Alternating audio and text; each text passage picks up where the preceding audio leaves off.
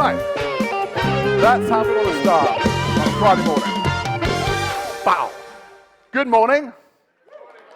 I am impressed. I'm impressed with that reaction. Lots of energy in the room, which is fantastic. You might say, Donald, we came here expecting to see Don Taylor, well, not Don Taylor on stage, but just facilitating. Simon Brown, also Christina from Boston Consulting Group, and also Rebecca Robbins. And where are they? And unfortunately, both Rebecca and Christina can't make it, so it's me and Simon. That's not a bad thing. I mean, we miss out on their great content, which is true. But what it gives us the opportunity to do this morning is to really think about this question. It's L&D's moment, and I'll be ready for it.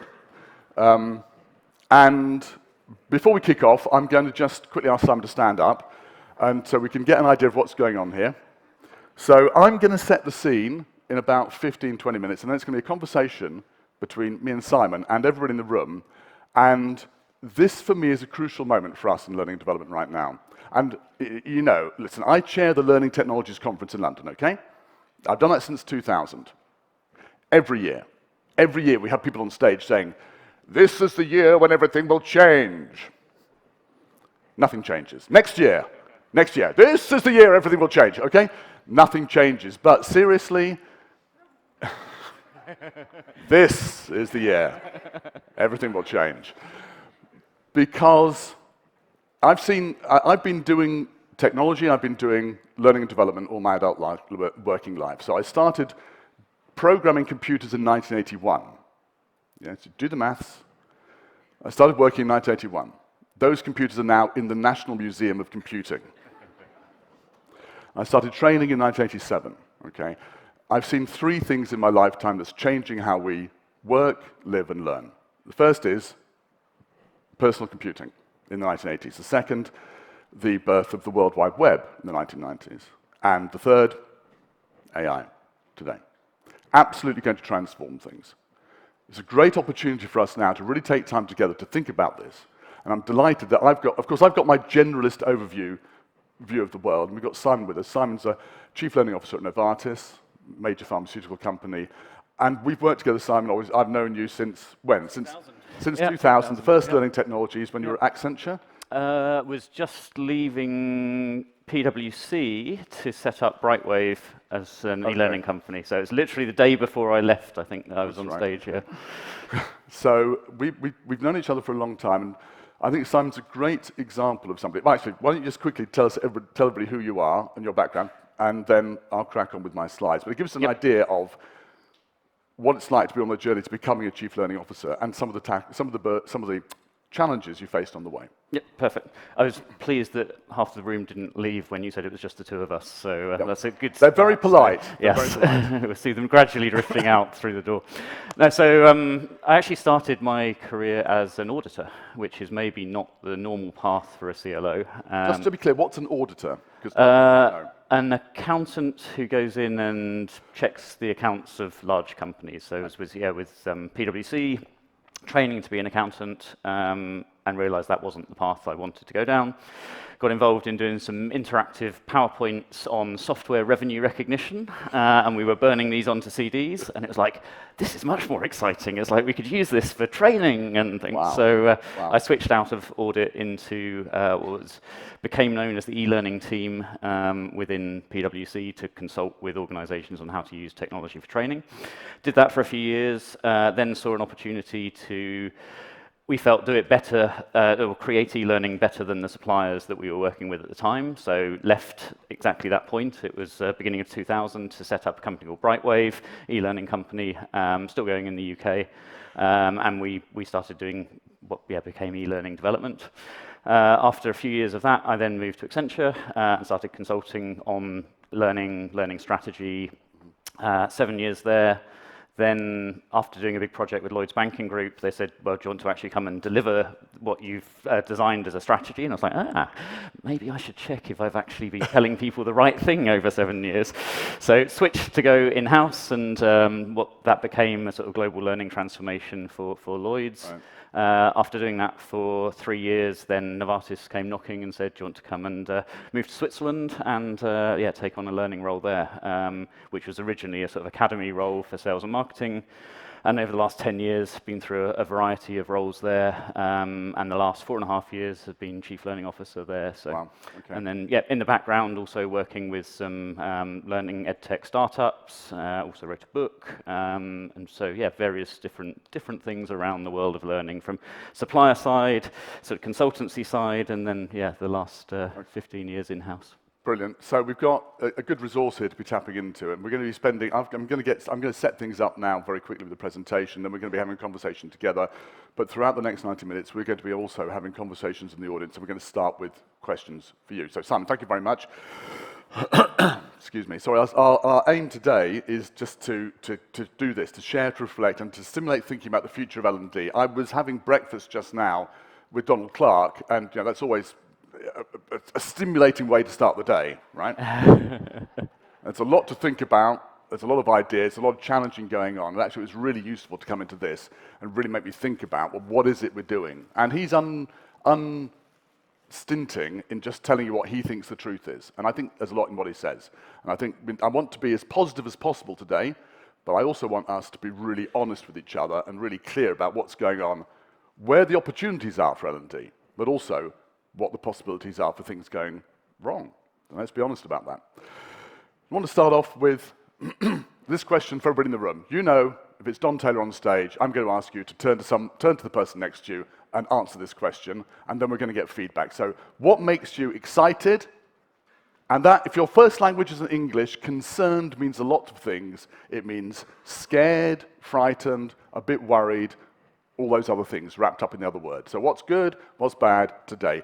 Go ahead for 2 minutes, and then we're going to get some feedback. Go ahead.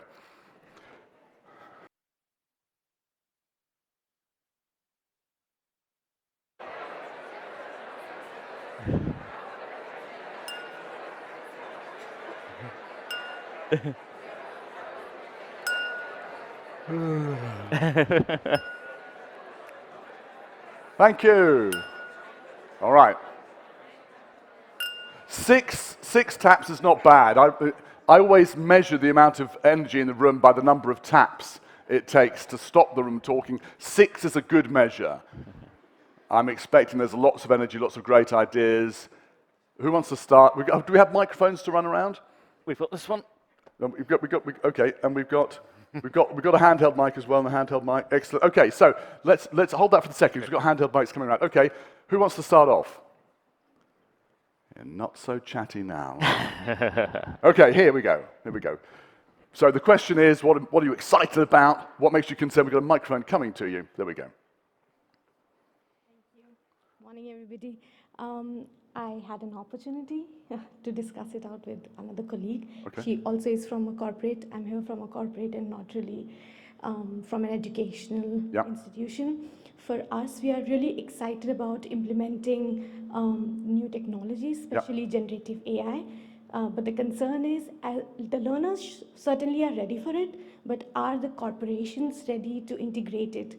Because there comes also a concern with the data that we need to share, and then there comes limitations because of legal scenarios, or how much can we really put in the system or put it out there.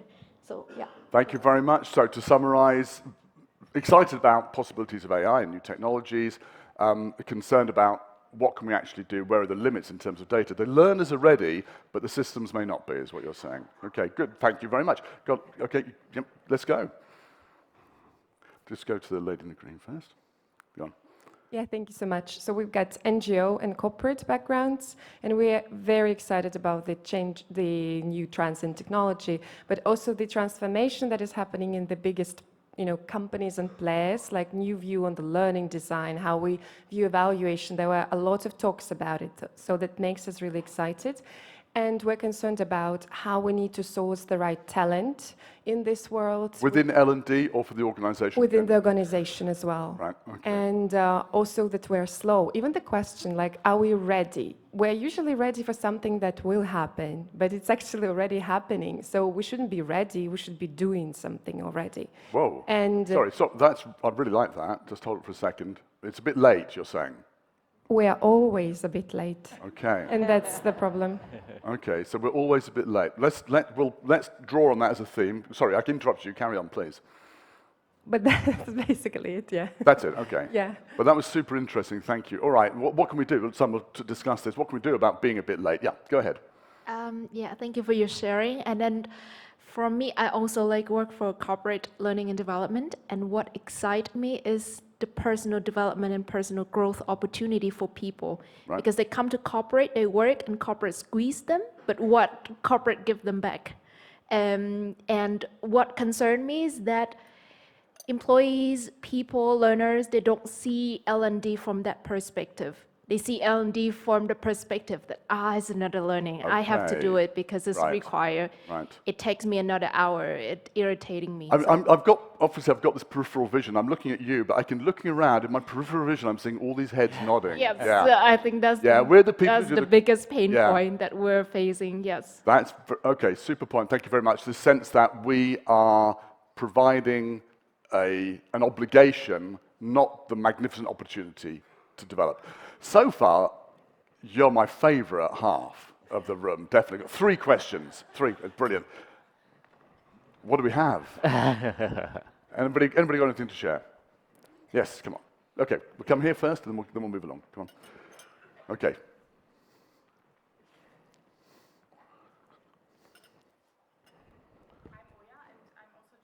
I don't think the mic's live.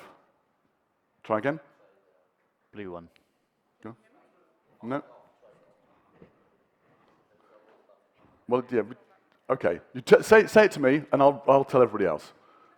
Try again. So don't worry about the technology. It's always about the people. Maybe I speak loud. Everyone can hear me. So I'm also joining from corporate. My name is Anna. I'm joining from the wind energy sector. Yep. And what I see in L&D today is exactly what was mentioned before. That it was always something you had to do. Right. So you have to. I'm just repeating it back so people can hear. So the sense that you have to do it. It's not a personal growth journey. It's an obligation. And it gives also a good opportunity, I think, now for L&D to step on the stage and to really make benefit and bring benefit to the corporate company. So Right. it's a strategic partner now to... Hang on. Is it a strategic partner, or should we be a strategic partner? It should be, and I think this is now the time where... This is our opportunity. Exactly. Okay. I'm not putting you on the spot here. I'm like a lawyer in court. Okay. So we should be doing it. What's stopping us? From the corporate perspective, it's, in our case, intellectual property, the security Lots of things. yeah. So there is a lot of things going on. And I think also some of our people are feared, but this is something we can change maybe into curiosity. I love it. Okay, what a great idea. Change the fear into curiosity. All right, there are barriers. Let's work on them. And that's really, between now and 11 o'clock, there's something I really want to work on together, establishing how do we overcome the barriers. There was one other hand here. Went up, yes. I won't be a lawyer. Don't worry. I won't put you on the spot. Oh, please. Okay, go on. So my name is Tina. I also come from corporate, and I cannot agree more with everything said so far. And one, it's a great opportunity to experiment, to be creative. We have the obligation to take advantage of AI, turn pilots into a common practice.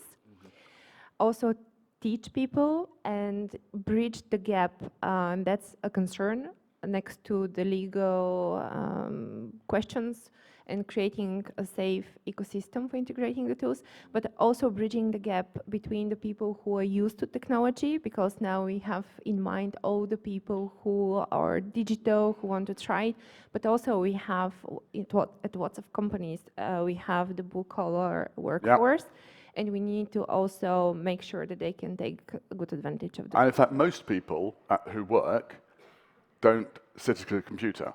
Most people are not necessarily blue collar, but they're people who are frontline, back office, whatever, but they're not sitting in front of a computer. And so those people absolutely need to be included. And they can be now, I think. Sorry, go on. Exactly. Yeah, okay. Thank you very much. Obviously, there could be lots more conversations. I hope there will be lots more conversations. I'm going to quickly, thank you very much, go through, and thank you to all the points that were raised. Super useful. Let's give us a round of applause. Absolutely. I'm quickly going to go through a couple of ideas which are just to give us a framework for thinking about things and a vocabulary for discussing the future. This is the only colourful slide I've got. The rest are all very much two-tone.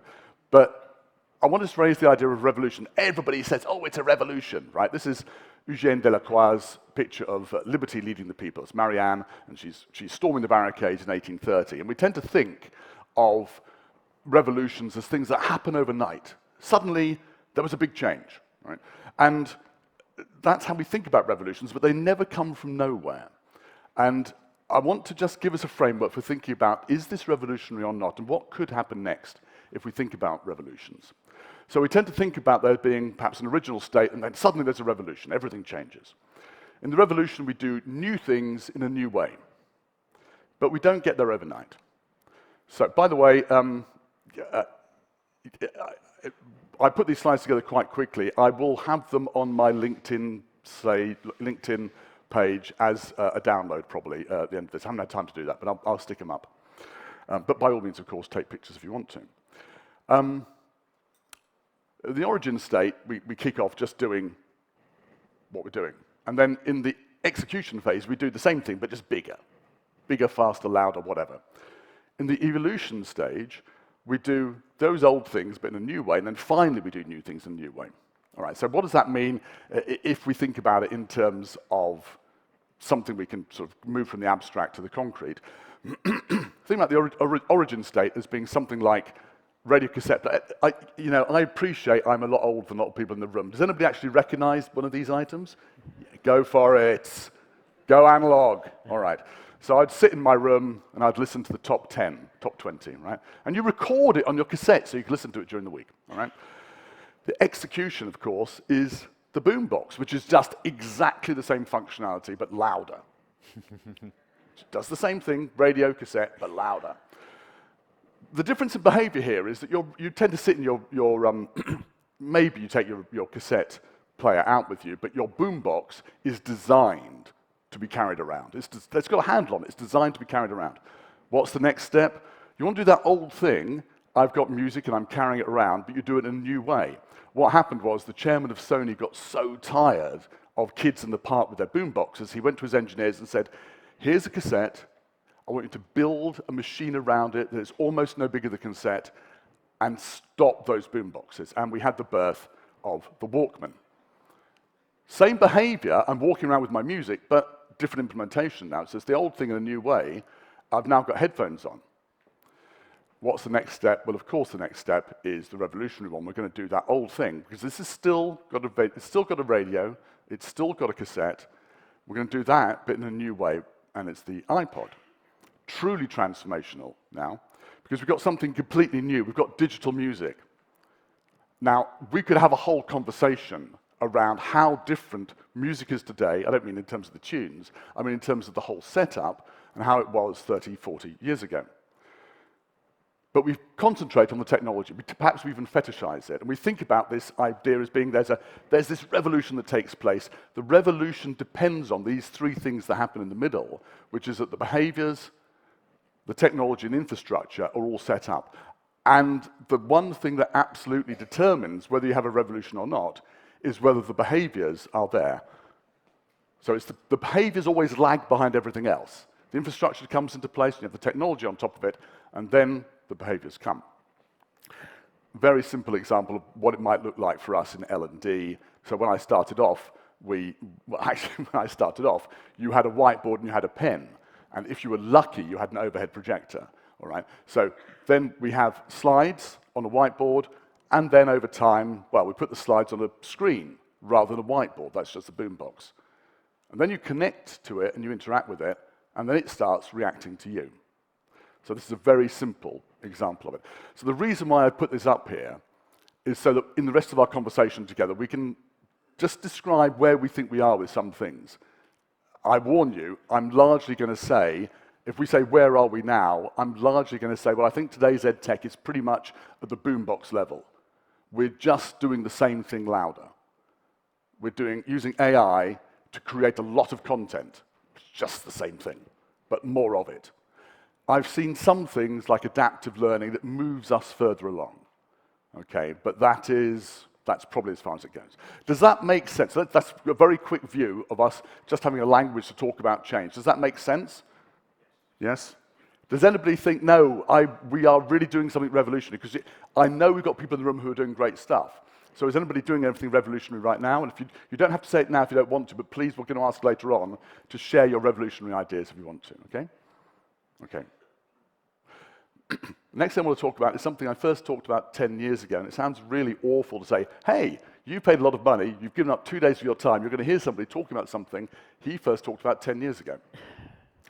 But there's a reason for this, which is that I think we've been coming towards this point now with AI for 10 years, and now we have to make some hard decisions, which we're going to talk about with Simon shortly.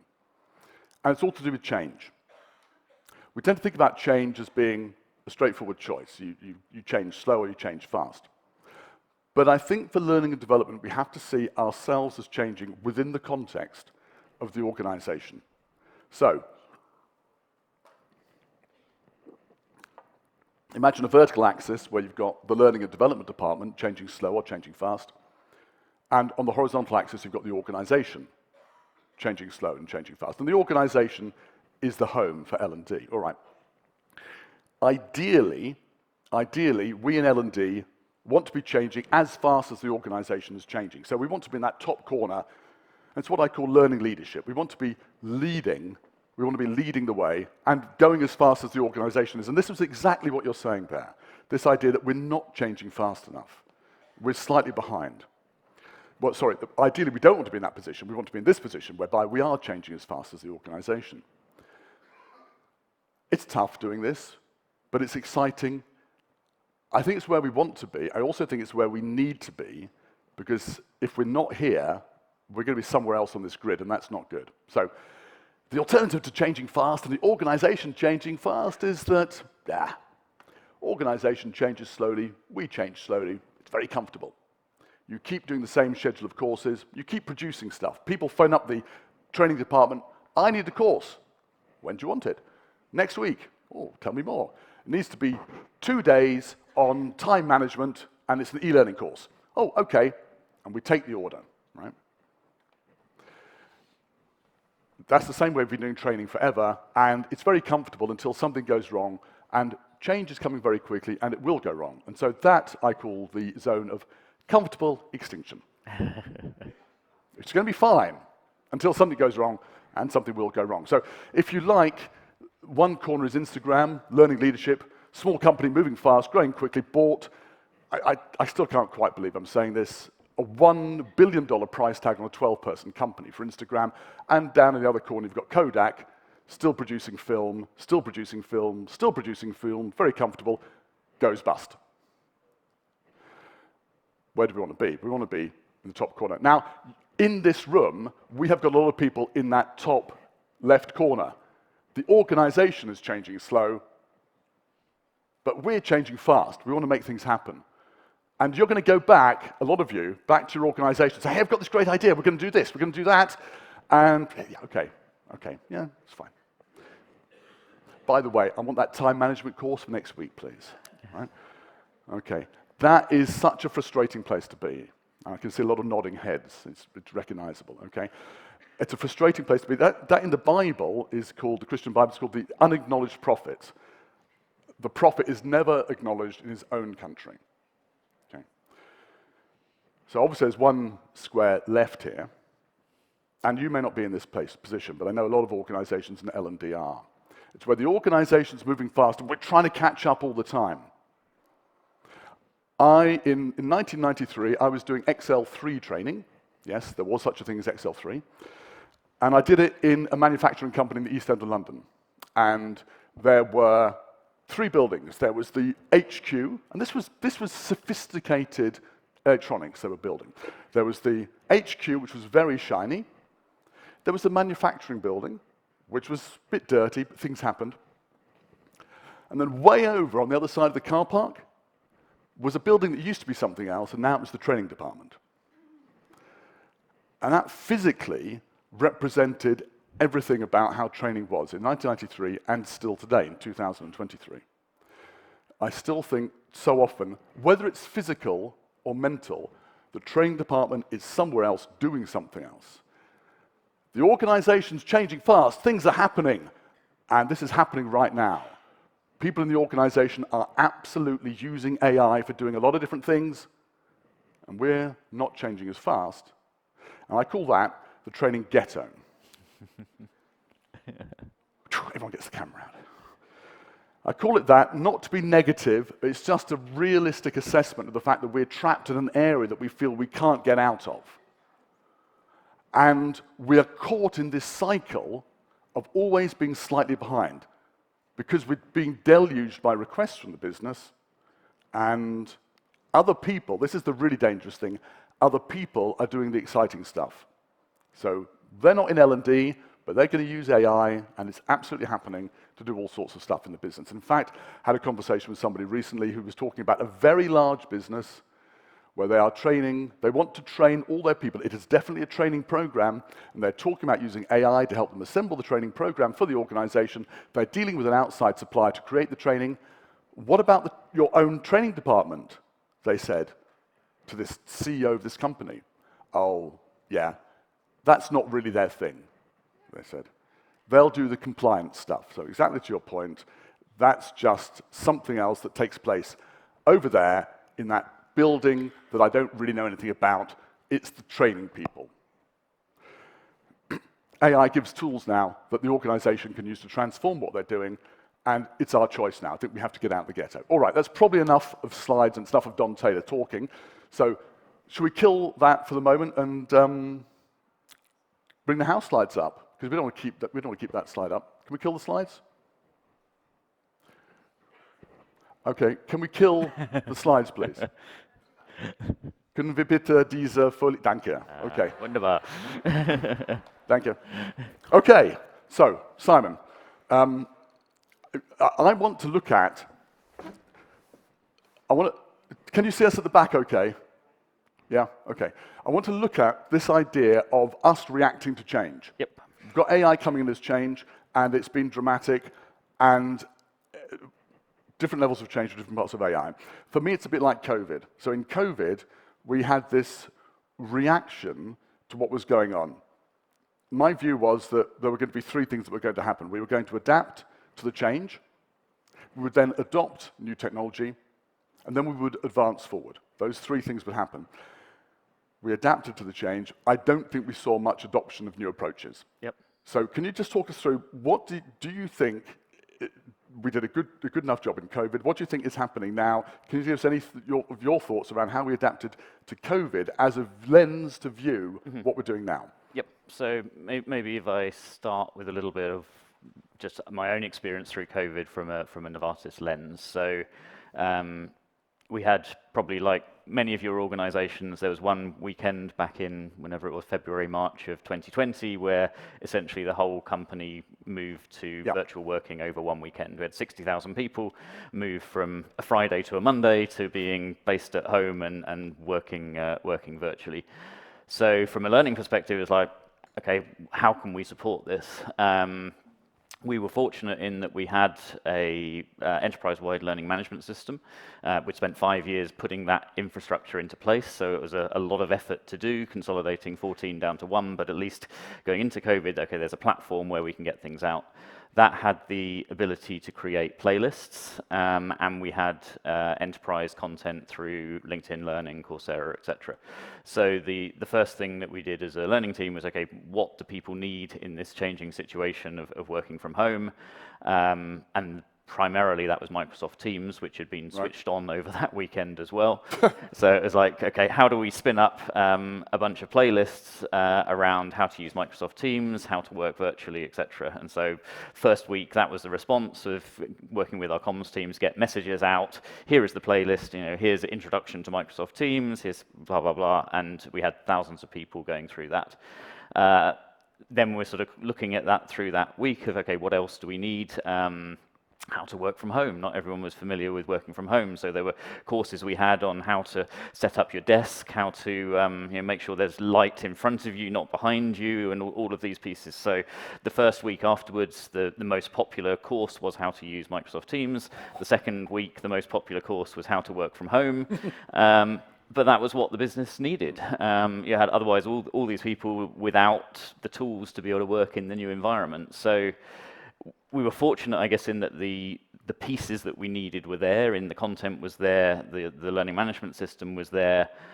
I guess the partnerships were there in the sense of being able to work with comms and things, and it was then we just needed to be agile to put those pieces together and get that out. So that was, I guess, the immediate reaction of, okay, something serious is happening, how can the learning team support that?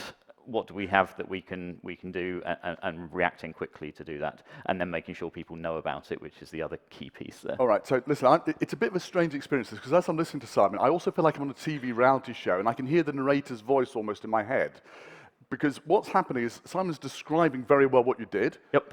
But what you're not describing is all the other stuff in the background that made it possible to do that. Yes. So you know what it's like on you may not watch reality TV shows, but some of us do. And there's always a moment where somebody's about to do something, very good or very bad, and the narrator says, Donald has forgotten that his car keys are at home.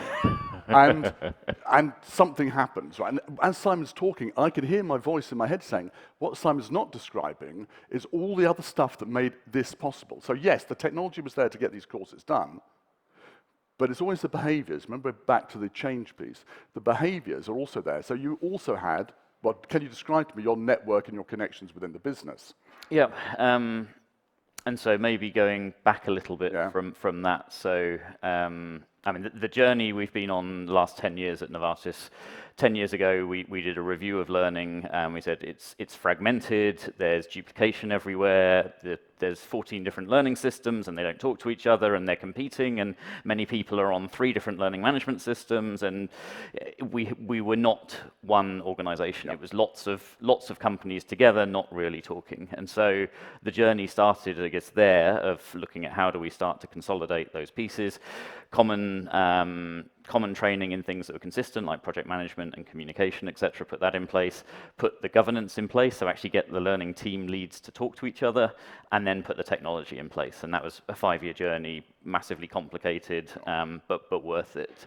So those pieces had to happen first. Then 2019, we actually made the case to what we call go big on learning, put together a business case that said we want to invest $100 million of extra money over the next 5 years. Hang on. There aren't any suppliers in the room, are there? Because you didn't hear that number. Okay, $100 million. $100 million of extra investment in learning on top of the day-to-day learning budgets. Okay. So that was the business case that we built. Now that sounds a big number to ask for, but what we also did is he said, but we will give you back 100 million of savings over those 5 years. Right. So take a 5-year view, net neutral, we'll give you back what you invest, but you give us the money front-ended, we'll give you the savings back-ended. And along the way, we'll also make Novartis one of the best companies for learning. That was the pitch to the exec committee. Backed up with data, so we said, people are leaving the company because we're not offering good enough learning opportunities, and we had internal data, we had external data. We have a new strategy, the new strategy needs new skills, and we need to be building those skills better and faster than others to deliver on it. And here's data that shows skills are expiring. 24% of people have learned a new-to-world skill in the last 3 years. 24% of our skills are expiring in the next 3 years. 46% of people have learned new-to-world skills. This is getting faster and faster. We need great learning. And so that business case resonated. They said yes to that business case, and that allowed us to add the catalogs, invest further in the technology. So when COVID came, we were already on that journey. We'd made that case, got the buy-in, and therefore were able to quickly respond. So this is. I wrote this book, Learning Technologies in the Workplace, and I talked to almost 100 people who've done successful implementations of learning programs, and there was always this combination of the great technical side of it, but people not mentioning or failing to understand the common theme between them was a great business case being made and a great network of people at a very high level that they'd convinced about things. What I'd like to do now, actually, Simon, I think it's a good point, is just to ask everybody in the room to probably have another conversation with the person next to you, and let's share again. What I'd like to do is to think, for Simon's team dealing with COVID, which was a big shock, but not as big a shock as AI is going to be. For Simon's team dealing with COVID, they'd started their journey 10 years out, roughly, yeah? It was a 10-year journey to get to. It was, yeah. It was. Well, I joined 10 years ago, so my part of it started there. But that was where we did the first global learning review that I would look at as the start of the journey. I'm not going to ask. I don't think we've got 10 years. I'd like you to think about 5 years ahead, right? Where do you want to be in your organisation 5 years ahead? It's quite a long time to think about at the moment. And what do you think you need to put in place now in order to be dealing with where you want to be in 5 years' time? So it's quite a big jump, and it's both technical and it's in terms of networks and people, okay? So it's quite a complicated question here. I'm going to stand up and rephrase it. That's all right, Sam? Yeah, Okay. please. So where do you want to be in 5 years' time, and what are you going to do to build success towards that point? Think about Simon looking back now over that period. All right, we're 5 years in the future. What you got to do now to get to that point in terms of technology and in terms, in particular, of people, behaviors, and networks, okay? Is that clear as a question? It's quite complicated. I'd like to share it, and then we're going to share back to the room. So have a conversation, and then we'll share in the room. Go ahead.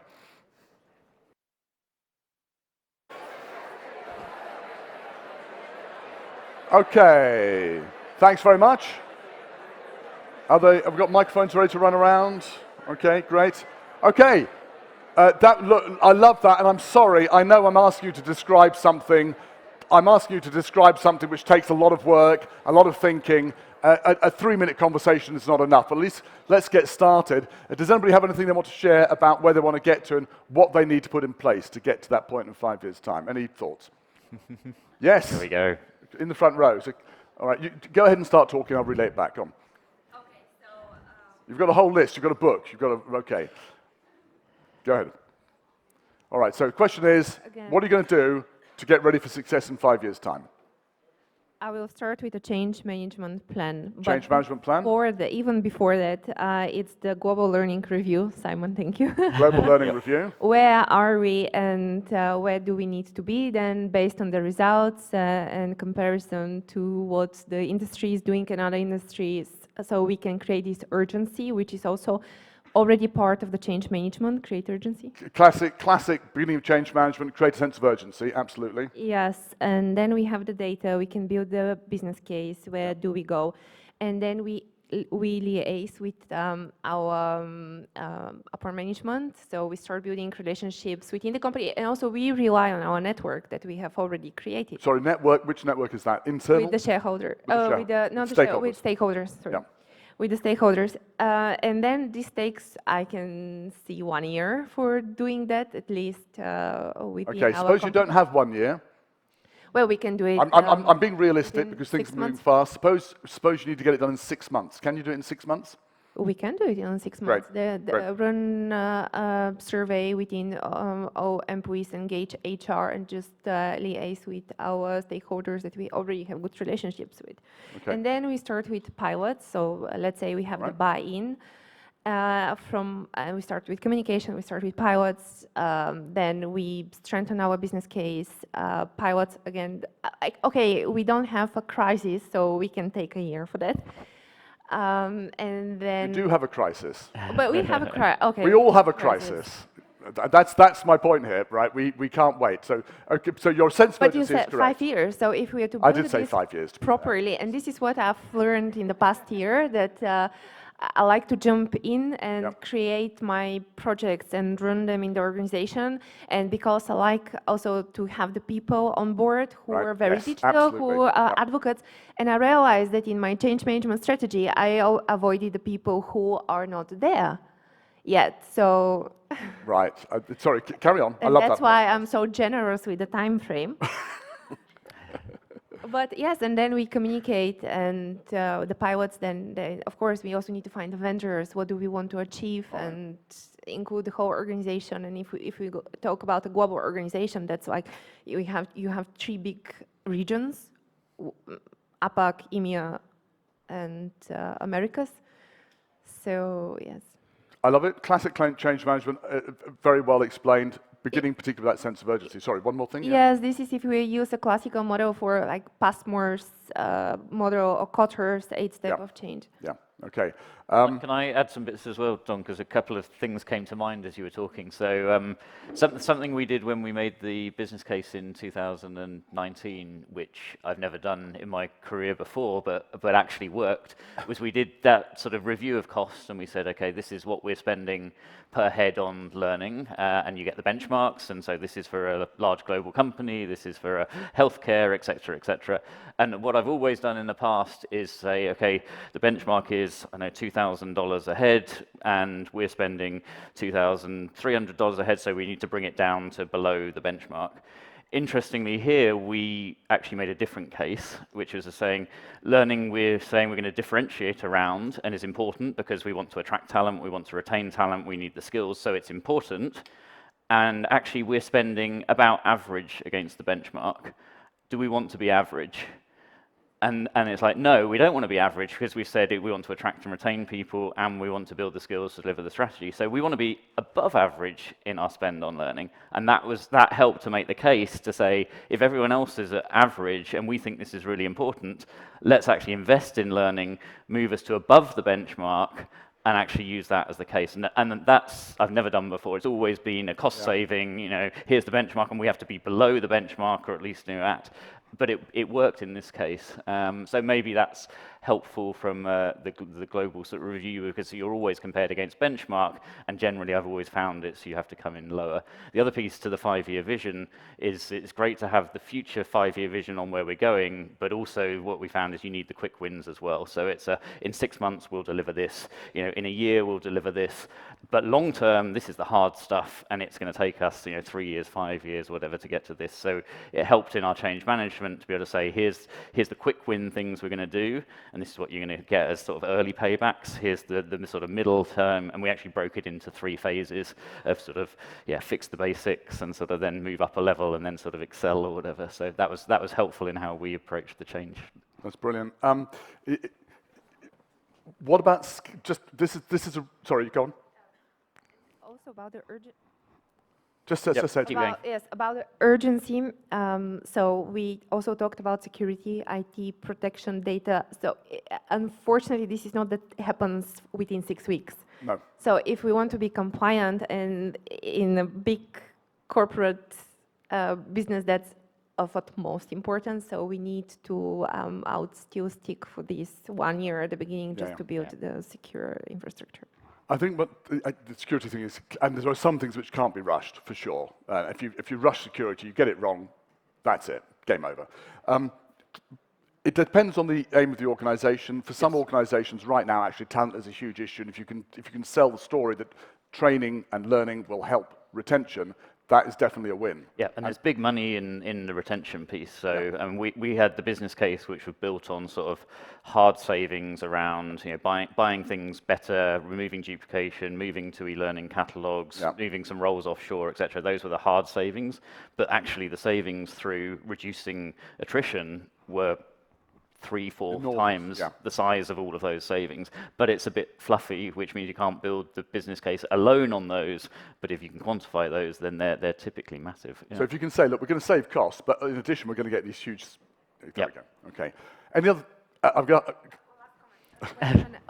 How did you generate the savings? Is this from retention of talent? Yep. So we wouldn't have got the business case just on a sort of retention piece because it's the money's sort of distributed everywhere. It's really hard to sort of quantify. So that was an added benefit to sort of say, give us this investment, we'll give you the same in savings, and on top of that, there's also should impact retention, etc. The hard savings were for things like. Moving a lot to using enterprise course catalogs. So we looked at what was the cost per hour of learning before we did anything, and then what was the cost per hour of using things like a Coursera or a LinkedIn, and it was much lower. So for every hour, therefore, that we did using those models versus Excel training in a classroom, which was one of the things that would have been happening before, we say we're using this, it's much lower, and we could show that saving. So that was one lever of the sort of move to e-learning. There was moving sort of admin roles out to our centres in India or Dublin or Mexico City, etc. So there was several million a year in that sort of savings around the sort of administration of learning. There was, what else do we have as the levers? Buying better, so we put in place a managed service provider who could manage what once upon a time was 10,000 learning providers that we had across the company, and so avoiding duplication in providers, etc. So there were lots of different levers there, so that each would give us a few million from this one, a few million from that one, and you added all of those up. And the savings were more towards the back end, so the investment came towards the front, and the savings came towards the back to give us time to realise those efficiencies. Simon's definitely right about being absolutely on top of the detail, all that stuff, and also the business that we can change. We can make an impact on retention. We can't claim it all for ourselves, but the cost of skilled labour and a tight labour market in particular is so high that if you can just make people stay for an extra 6 months, it's a quick calculation to show that you're going to save the company money. Do we have any other thoughts on making your 5-year goal? Sorry, you haven't. Let's go here. Go on. Yes. Did you have your hand up? Yes. Okay. Just one second. And do we have somebody up here? Okay. Yeah. Go ahead. Our conversation included a lot of prepping the soldiers, essentially. Who are the so soldiers? making sure that the learning development organization within each organization. Right. That every single learning specialist and every single person that has something to do with learning on a day-to-day basis knows exactly where everyone should be going, because then those people can champion it in their own divisions or regions or something like that.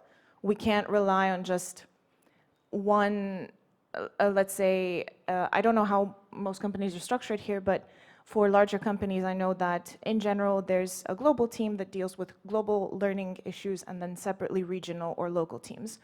And we can't only rely on the global team to be ambassadors for this is how we should go in learning and how to support the business goals. So that's something that we would do immediately. I love the idea of getting that message out to people immediately. Let's move across to here, then we'll go over here. So very quickly to here, and then we're going to go over to this gentleman here. I'm sorry if I'm not getting any hands further back, but go ahead. Very shortly, I think it differs whether you are in an organization or just at school, because I'm a manager in a school, and how we tackle things is starting talking to each other about what we want to do in the future. The professional dialogue, do we speak about the same thing, learning development? Because as you see that everyone has got his own opinion. So you start writing a good vision for the coming 5 years. But for me, it's very important to give the person the freedom to choose how to learn. You can write a plan, but if people don't feel involved in writing that plan, so they will not feel the owner and not engaged in making things better. Yeah, I think involvement is crucial. I'm going to just jump over to this gentleman here, okay, and then we'll have one more, and then we're going to move on to another question. Yes, sir. Mr. Speaker, I just want to let you know that we on the East Wing, we are wide awake. And I also wanted to just, change the rhetoric about, if we assume that it is the L&D moment and we are ready, but is the general public ready? Is the general employee ready? And if not, how can we help them getting ready in a, proactive way instead of a reactive way? If we look 5 years into the future, how can we help them to get ready? Because there is a transformation going on, but are they ready? So some thoughts on that one. So something I never gave enough credit to was culture within an organization.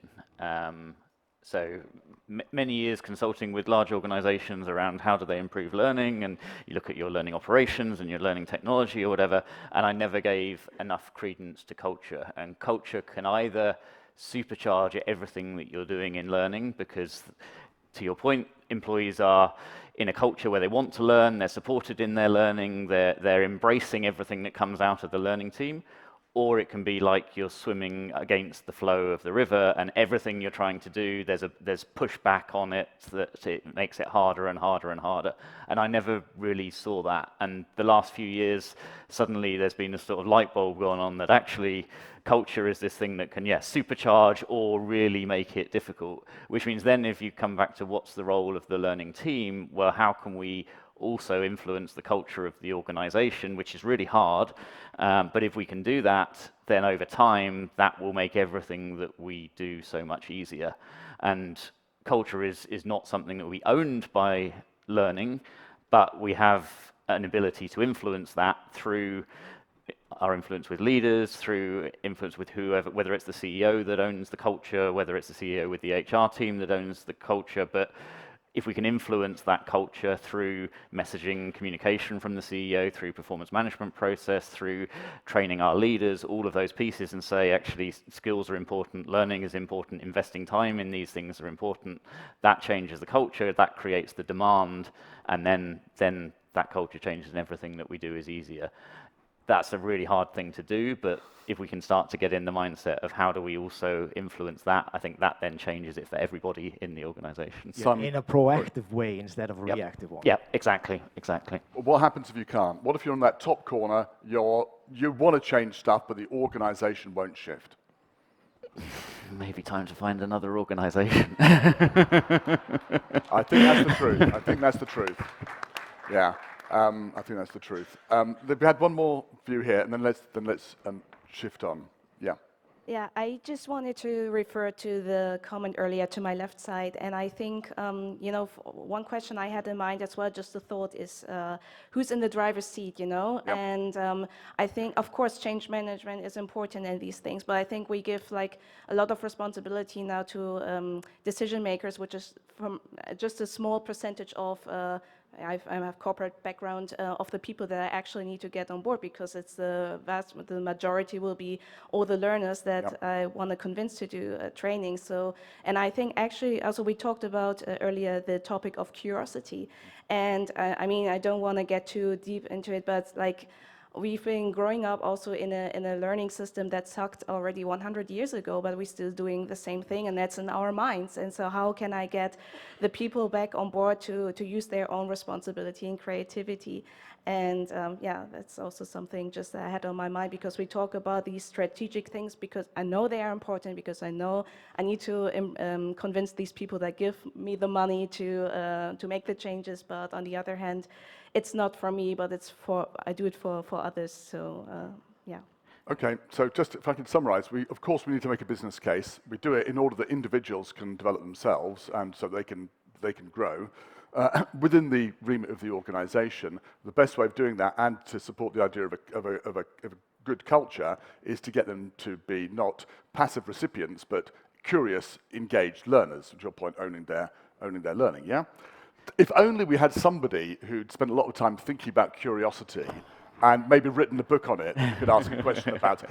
Simon, any views on that? Yeah, strangely, I do have a bias, having written The Curious Advantage about how you apply curiosity to sort of navigate through the digital age. But we use curiosity as one of our cultural levers at Novartis. So inspired, curious, and unbossed is the culture that we have there.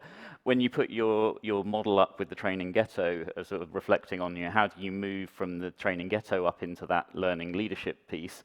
And again, maybe it's my bias, but curiosity for me would be one of the levers that you get there.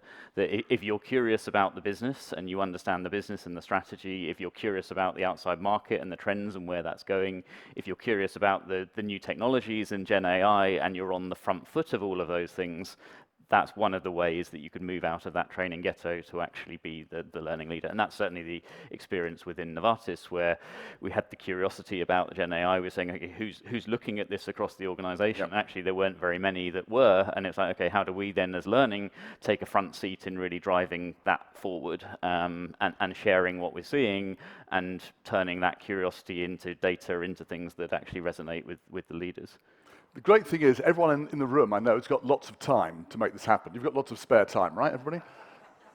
A slow, bitter laugh comes back. How do we get the time to do all this stuff? Because everyone's flat out right now, Simon. How do you make the time? So I can talk about me personally. So I try and tap into other people as much as possible. So a diverse range of other people. There's several groups of learning leaders that I belong to.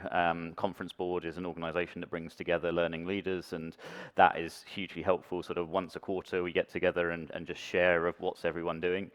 That requires a fee, but I was sharing with Don earlier that over a few beers in the local pub with a friend who worked in UBS, probably too many beers, we decided we'd make that local pub the centre of the learning universe. And so we created now a Swiss Learning Leaders, and there's probably 20 of us that meet up now in the pub at the bottom of my road and just share what we're doing across learning from large organisations. That costs nothing to do. It just is inviting a few people with similar roles together, and hugely helpful that we share from each other. And if someone's got a challenge of I need to do this, or anyone struggling with that, and we all help each other out. So that sort of thing can be created super easy, and is a very low time commitment to the question, and a great way to do it. Otherwise, it's also trying to prioritize some time in the diary for also, whether it's reading or webinars or whatever it may be, and just block the time, because I'm always driven by what's in my diary. Yep. If it's not blocked, it will get filled up, and therefore actually consciously blocking it. And then using dead time for learning as well. So I listen to podcasts and audiobooks in the car on the way to work, or if I'm going through the airport, I'll have it on in the headphones and things. So all of that is a way to sort of absorb information without actually needing dedicated time. I think also my big thing, thank you, and by the way, I think the connection piece is really, really important. This is 90 minutes together, and it's great to make the conversation and be thinking about these things, but please, obviously continue these relationships outside the room, continue the relationships you build here outside the conference, and then make networking part of what you're doing as part of this 5-year plan. Without the networking, it gets very lonely. You have the motivation to start. Everyone has a motivation to start on January the 1st. You're going to lose weight and learn French, all right. February the 12th, I can only speak for myself. I'm 10 kilos heavier, and I still have no further in my French. So motivation to start is one thing. Motivation to continue is another. We need to help each other doing that. Our networks are a crucial part of that, either Conference Board or just meeting with people locally, doing it online, doing it face-to-face. Please make that part of it. But the other thing, sorry. Yeah, I was going to say, and Gen AI is the prime example of that. Yeah. Back to the curiosity bit, that no one knows how to navigate through Gen AI. There is no clear path where it's like, oh, go and get the playbook off the shelf, and this is how you deal with Gen AI. It's so new, there's so many unknowns, and so we're all figuring it out, and therefore if we can share across the learning world, this has worked for me, this has resonated, this hasn't worked, though that sharing will help us go, okay, I'll go down that path rather than this path that someone else tried and didn't work, and we can then sort of help each other through that. I mean, most of us are not in competition as organizations. We can all sort of help each other on that journey and figure it out together through being curious about what will work and what won't. So. It's a really good point. And by the way, I've got a report coming out in a couple of weeks' time about what L&D is doing with Gen AI. Spoilers, not very much. So don't feel FOMO, don't feel left behind, don't feel a sense of panic. Right? There's no need to panic.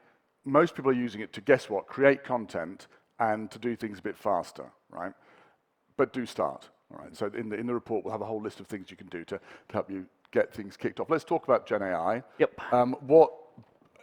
When we talked at the beginning about what is exciting and what's making people concerned, sort of Gen AI fits into both buckets. Yep. What are you doing about this, and what tips have you got? Yep. So I'm very excited about it. I think it's going to change a lot of things. Your evolution diagram earlier, there's a sort of triple loop learning model that I use to look at it, which is a very similar way of we start off using Gen AI to do the same things that we're doing better, cheaper, faster, whatever. So we're already seeing that with tools that will generate content from a single prompt, etc., which is fine, but there's then sort of what comes after that. So that's then the second loop. So, well, actually, with these tools, what else can we do that we couldn't do today? So it was taking us 3 months to create a piece of learning content. Now, if we can do it in 3 days or 3 hours, then what are the other things that we can do with all of that time that we're getting back? And then sort of the third piece is actually what does this enable that we're not doing? So actually, if we can we generate AI coaches? Can we learn through Microsoft Copilot rather than through content? Do we need to learn many of these things, or actually will the Copilots or the AI do these things for us, and then we need to do new things, different things? So I think there's a whole bunch of questions that we need to ask. And to what you just said, I think is so important. That the starting bit is just to get out there and play with it, I think. Safely to some of the earlier pieces around data privacy and other pieces, we need to make sure we're not putting company data into a ChatGPT tool or whatever. So first thing is making sure it's safe. But after that, I think it's experimenting, playing, and then learning and sharing across the organization. I think the role of learning then is, firstly, how do we enable that? So if I look within Novartis, one of the first things we did was put a very short, I wouldn't even call it training, a sort of do's and don'ts around using ChatGPT. So, and we worked with IT and ethics and data privacy around that. So anyone that went to the ChatGPT site got a splash screen that said, before you use this, understand what you should and shouldn't do on it. Took them through a 2-page PDF. Don't put personal data in there. Don't do whatever.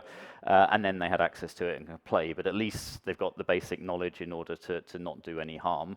So that was the sort of first piece we did. And then looking at how do we build the general skills around it, understand what it is, segmenting the audience. So how do we make sure our leaders understand what it means from a strategic perspective? Those that are practitioners, how do we support them? Those that are looking to start with it, how do we do that? So I think the role of learning changes a little bit then to be, yes, there's some skills, yes, there's some knowledge, but there's also sharing that information across the company. There's a culture piece to what we were saying a moment ago of encouraging people to play, to learn, to share, to fail, and share what works, what doesn't work. So I think our role does change a little bit as well in how we support the organization to get ready for Gen AI.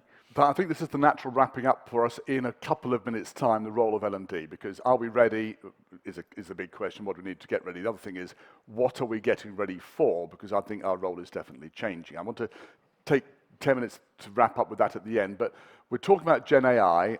We've got a room full of people. I know that there are some people in the room who are doing some great stuff with either Gen AI or AI in any sense. So if you are, I'm not going to ask you to turn to your neighbor and talk. I just want people to throw their hands up. If you're doing something with AI or any technology which you think is interesting and would be worth sharing, does everyone just stick their hand up and share with the room?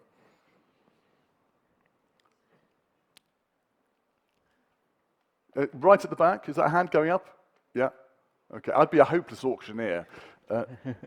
Was that a hand going up? There's a hand on the left. Yes, okay. And at the back, yep. Yeah, hand at the back, because we've not had anybody from the back. Go on. Oh, there we go. Okay, go for it. I work at a university, and we're doing an institute for our students and opening it to the public about the role of AI in instructional design. Because a lot of things that are technologies that are considered AI are also considered commonplace today, like dictation, autocorrect and all the grammar checking, auto-translation and stuff like that, and then looking at where generative AI can be used both ethically and unethically. Cool, thank you, and thank you for sharing it. That's great. Okay, was there another hand at the back? Yes, go for it. Okay, we're going to try and include as many people as possible. Go on. Hi, thanks. So we have limitations, definitely what we can do at work, but I'm playing with it primarily on my own, especially with creating GPTs now with the latest release, and just to be clear, when you say creating GPTs, this is not ChatGPT, this is your own GPTs you can create through OpenAI. Exactly, through OpenAI, through having a subscription with ChatGPT Plus. Basically, it's $20 a month, and you can play by creating your own GPTs, and you can basically create your own little bot to do absolutely anything you want, creating the parameters you want. So what I'm experimenting with is not only, having a personal assistant to do X, Y, Z, but what kind of interesting parameters can you include? So for example, if you have a favorite author and you would love to be coached by this author, how can I already input all the parameters I want so that I can be coached personally by my favorite author, for example? Or if you wanted to, create content that advises somebody on their career path, for example. Like, how can I create, career guidance for somebody, but using, again, very specific people that you respect or types of framing that you would like so that it's very, very highly personalized. And this is something that I'm doing for myself, but I'm trying to explore how can then we share that knowledge so that we as learning professionals can empower the learner to be in the driver's seat of their own development. Okay, can you, when you've developed a good set of prompts and everything, can you send me a message on LinkedIn? A lot of good stuff happening in this field. I'm experimenting with it myself. I think we need to share, as Simon was saying, share the idea of how we use these technologies well. I've been doing the same thing, and I think it's fascinating. So thank you very much for that. Any other thoughts? Yes, just gentlemen here. Microphone's coming. Hello, well, I'm from the Netherlands, and in the Netherlands there's a person that made ChatGPT of his own called Talk with Napoleon. Talk with Napoleon? Yes. Okay. So he programmed, or he trained a Napoleon in ChatGPT, and students, pupils, now can talk with Napoleon, ask him questions, and, well, learn a lot about That's Napoleon. very exciting. Time. Now, in Spain, of course, GPT is GPT in Spain. What is it in the Netherlands? GPT. Yeah! I can't make that noise. Besides, that inspired me to make tutors for my, I'm a learning and development professional. I make e-learnings, and I also program now my own chats box for people to talk with experts. Interesting thing that I've done with this is put my own book into ChatGPT and query it and be initially astounded by how good it is, and then secondly, amazed at how bad it is at finding some details and ideas and not finding stuff. So it's a really good way of, if you put something in you're really familiar with, you get a really good sense of what the limitations are.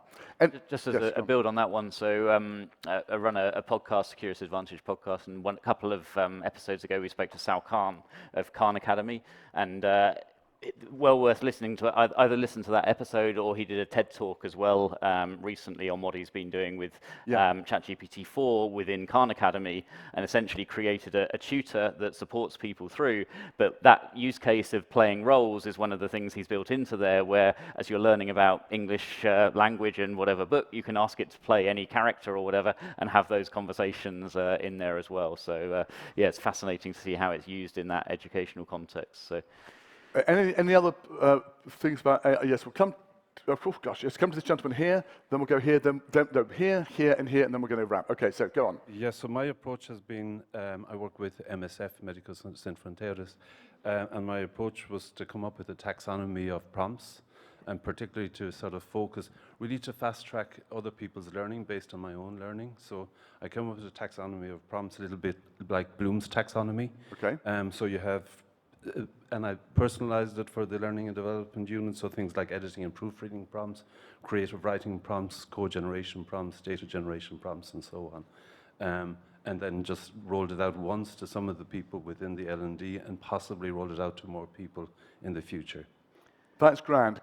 Would you mind linking in and building a relationship? I would love to make sure more people get to hear about that, because I think this idea of sharing prompts and sharing what we're doing, at the moment, lots of people are doing really interesting stuff like this, and the more, as Simon was saying, the more networking we do around this and building the relationships and understanding, the more we can move forward faster. And I think that's a great example of how we as learning can get started. So we did a similar piece. We ran a 2-hour prompt engineering webinar for the learning teams, had about 300 people from across the learning teams, and that's a great way to just give people the basics to be able to, this is what a prompt is, this is how you try, this is how you play with it, get people started, and then that, again, how do you move from that training ghetto up? Well, actually, if the learning team is starting to say, well, I've been using prompts on this, people will start to come to the learning team for, oh, show me how you did that, or you know, can you just run something for this area of the business on how you were using that? And so.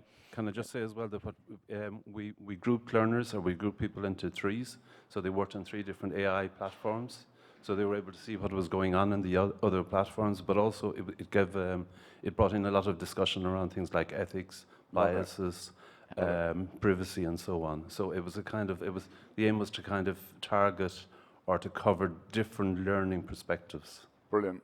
Thank you so much. Really, really interesting. One over there and then here. Yes, go ahead. And by the way, you're right. The East Wing, you've really come strong. Go on. Hey, can you hear me? Yes. Yeah. I'm Nico, a founder of a startup called Bots and People, and we deliver learning journeys to large enterprises. And we develop learning videos with generative AI. And we're amazed by the outcome. So it's already, we ran some tests, and it's hard for learners to distinguish between videos that were originally generated or generated by the AI. And that saves us a lot of time, and we can put much more effort into the didactical concept behind the video and not into the, the whole video recording stuff, which costs a lot and takes a lot of time.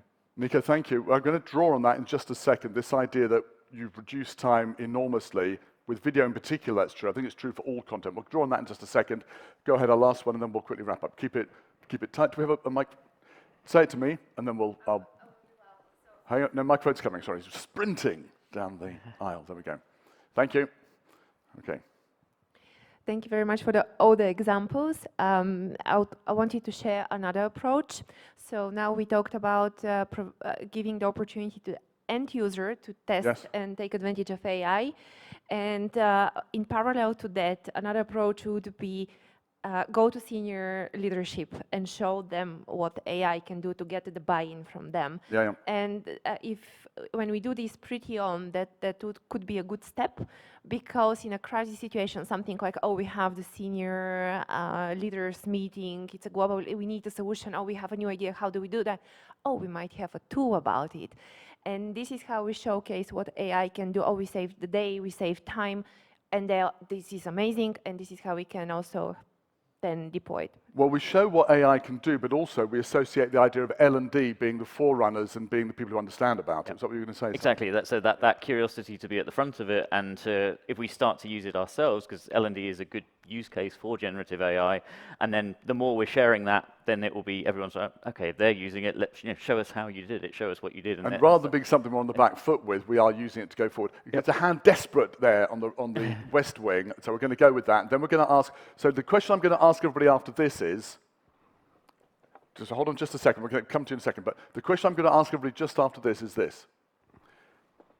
We can generate content far faster and far cheaper. The boombox doesn't even cover it. We're doing things so much quicker than we could do. You can do a video like that, which would take you days to produce. You can get GPT to produce a course for you at the click of a button. We can get dialogues done and coaching done using ChatGPT and other AI tools. So the question's going to be, if we can do all of that stuff, which was our role, what on earth is our role now? So that's the question. Okay, go on. Yeah, I have a question for Simon, because you told us about your business plan for the next 5 years, and I was wondering, how do you save time and money for Gen AI? Because we don't know where it's going, but we know we have to save some time to prepare the workforce. So how do you do it in your plan? Yep. So the 5-year plan that I talked about, we're actually at the 5 years at the end of this year. So it'll be sort of tick done, and then we're looking forward to the next one. So how we make the time for Gen AI at the moment is making sure that we've got first of all the leadership team bought in. So we started working with the exec team, CEO and his leadership team. Say, okay, what are we doing around this? How do we support it? What do we want to be focusing on? That led us to sort of a training approach around it. That had that segmentation. So things with the sort of very top leaders, so to make them aware. Things with particular leadership teams that was more hands-on. So actually spending 2 days with a leadership team going deep into how Gen AI could be applied into their projects. And then back to the model for COVID, it was sort of, okay, what content exists and how do we create playlists and where do we need to insert our own webinars or our own videos into off-the-shelf things that we can take from other providers, and then communicating that out, and then working with leaders to make sure they're reinforcing the communication so that the CEO is talking about, spend time on doing this, that we're working with the comms teams, so when they're sending out emails or newsletters or intranet or whatever, that's sending, this is how you learn about Gen AI. And I think this is one of those topics where, because there's that sort of buzz out there, people are curious to know more about it, but they don't know where, and it's a little bit scary as well. So it's sort of, if the company is saying this is how you get started, and you got some voices that are sort of helping to encourage you to do it, I think that's when people start to make the time. And I guess that getting to the senior leaders is a way to help the messaging to then encourage others, because they come back and say, oh, we did a great workshop on Gen AI, you need to pay attention to it, and suddenly it's like, okay, where do I go? Oh, there's a playlist there on getting started in Gen AI, and then people can start to play with it. So I hope that common theme behind what Simon's saying in all of these answers seems to be work on the network you've established and the influences you've got, because to make things happen fast, you need that multiplier effect of working through those people. And if you haven't got the network, you've got to start on Monday building that network. We've got 5 minutes left. I'm going to very quickly ask you to just reflect for a minute, again, in pairs in conversation. And the question is, what I said earlier. When I started this job back in the 1980s, our job was creating and sharing content through books, through courses. I don't think that's our job anymore. So what is our job? What's the role of L&D? What do we do if it's not about creating and sharing content? All right, so that's the key question. I'm going to have a quick conversation about it, 2 minutes, and we're going to get very, very, very quick feedback. I want you to sum up your answers in a single word. What's the role of L&D? Go. In a single word. Okay. We're not in Kansas anymore. Everything has changed.